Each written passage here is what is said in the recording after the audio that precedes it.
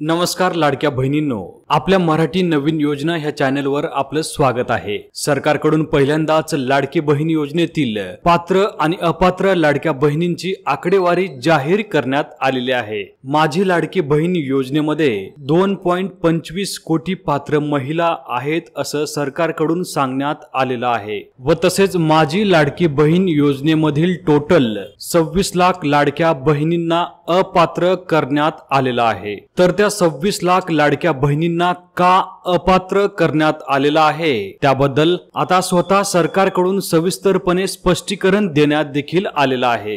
26 लाख बहिणींचा लाडकी बहीण योजनेचा हप्ता नेमका का बंद करण्यात आला आहे त्याबद्दल ह्या व्हिडिओमध्ये आपण सविस्तर पाहणार आहोत। चॅनलवर नवीन असाल तर कृपया चॅनलला लगेच सबस्क्राइब करून घ्या। मित्रांनो, तुम्ही पाहू शकता महाराष्ट्र राज्याचे महिला व बाल विकास मंत्री आदितीताई तटकरे मॅडम यांनी सविस्तरपणे माहिती दिलेली आहे। तर पाहूयात त्यांनी नेमकी काय अपडेट आपल्याला दिलेली आहे। मुख्यमंत्री माझी लाडकी बहीण योजनेअंतर्गत पात्र ठरलेल्या सर्व अर्जांची ओळख पटवण्यासाठी महिला व बाल विकास विभागाने शासनाच्या सर्व विभागांकडून माहिती मागवली होती। यानुसार माहिती व तंत्रज्ञान विभागाने सुमारे 26.34 लाख लाभार्थी अपात्र असताना देखील लाडकी बहीण योजनेचा लाभ घेत असल्याची माहिती सादर केली आहे। यात काही लाभार्थी एकापेक्षा जास्त योजनांचा लाभ घेत असल्याचं सरकारला समजलं आहे। त्याचबरोबर काही कुटुंबांमध्ये 2 पेक्षा जास्त लाभार्थी असल्याचं देखील सरकारला निदर्शनास आलेलं आहे।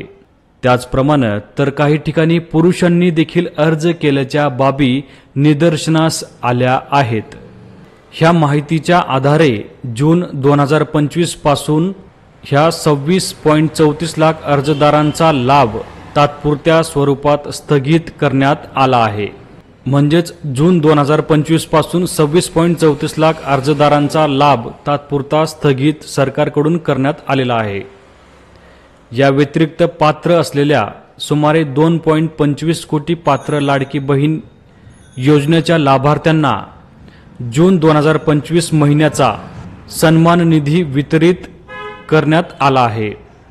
सरकारकडून असं सांगण्यात येत आहे की सुमारे 2.25 कोटी पात्र लाडकी बहीण योजनेच्या लाभार्थ्यांना जून 2025 महिन्याचा सन्मान निधी वितरित करण्यात आलेला आहे।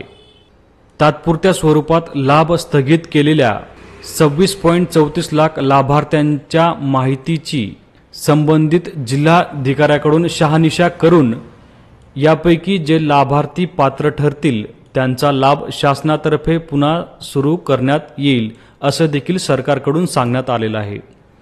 26.34 लाख लाभार्थी जे अपात्र आहेत त्यांची परत एकदा जिल्हाधिकाऱ्याकडून शहानिशा होणार आहे आणि त्यामधील जे काही लाभार्थी पात्र ठरतील त्यांना पुन्हा एकदा शासनाकडून लाभ सुरू करण्यात येईल असं देखील त्यांनी ठळक सांगितलेलं आहे।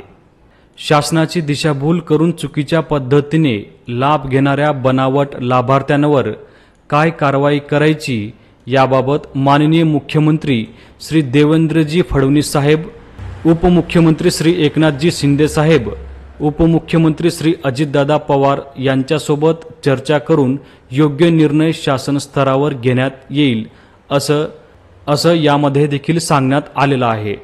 धन्यवाद।